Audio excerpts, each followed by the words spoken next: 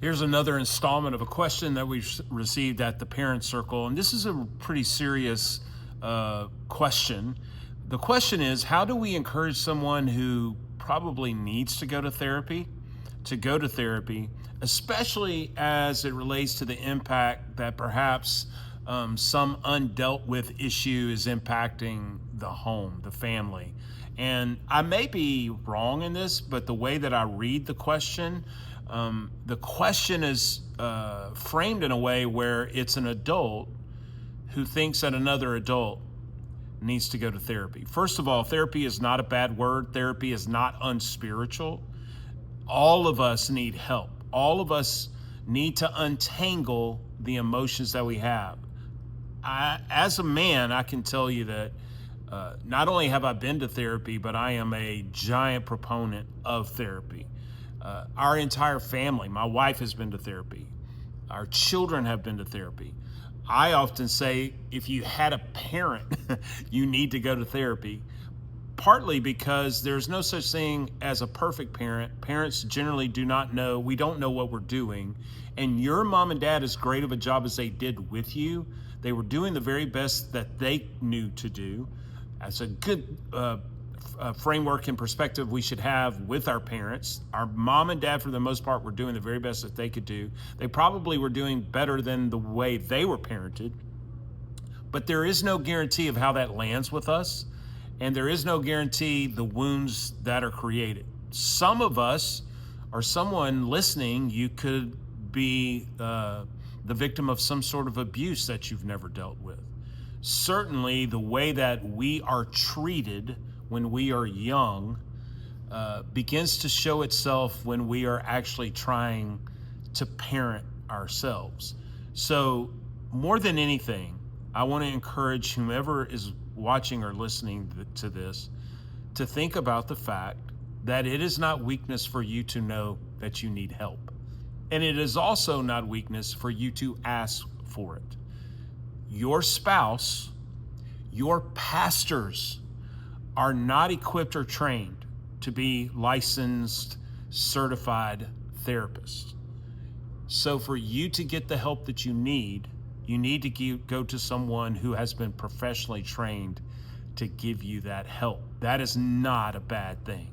And especially to any father, any grandfather, any man that is watching or listening to this, I cannot implore you more that the most masculine, healthiest, and most valuable thing you can do for your spouse and your children is for you yourself to get healthy. The way that I try to help people think about this is the command or the announcement that you get every single time you're on a plane. In case of cabin depressurization, a mask will fall from the ceiling. Put the mask on yourself first before trying to help someone else.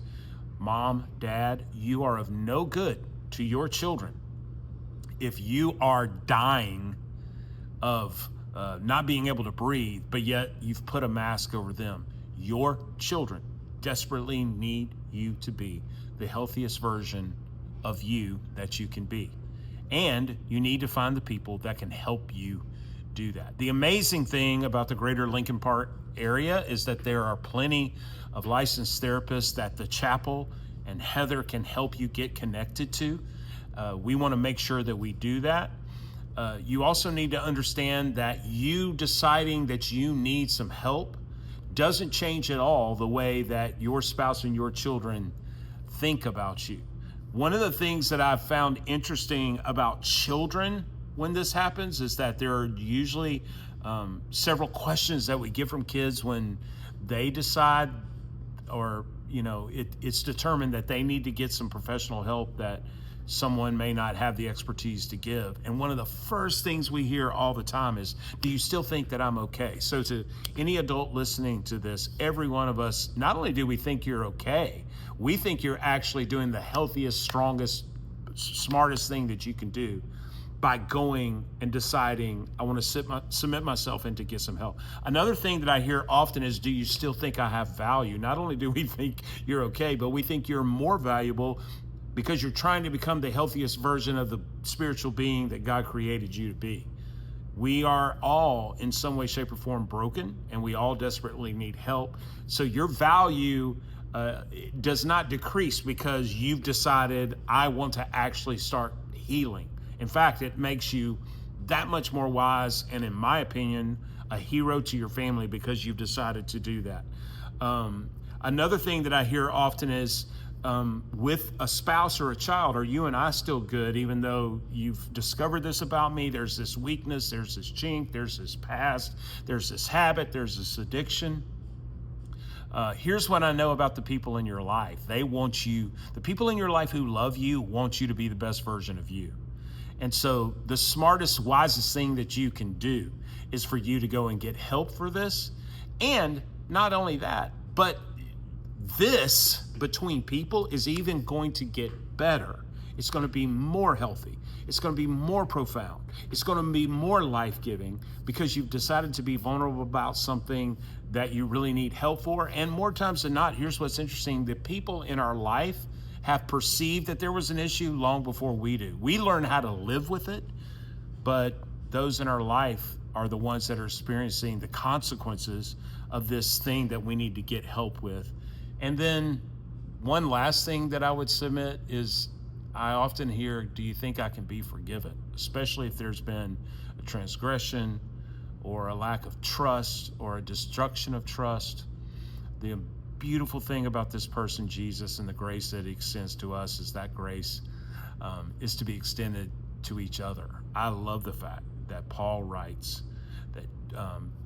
that we are to forgive one another just as we have been forgiven. I would propose that how much you understand how much you've been forgiven is best illustrated by how much you're willing to extend forgiveness. To the degree that I'm willing to extend forgiveness is to the same degree I understand how much I've been forgiven. And the people in your life who love you, who care about you, who want absolutely the best for you, what I know is true about them is they forgive you. They just want you to get help. You are incredibly brave by deciding that you want to get help. It's a courageous thing to do. Your spouse and your children are still going to love you. Your heavenly Father is going to love you. And you're not going to do it alone. You have a community, a faith family, but you have even your immediate family that wants you to get help. So please, please, please take the first step, admit that you need help, and let us help you in some way, shape, or form. We're grateful for you. We're grateful for the Parent Circle. That's what this is all about.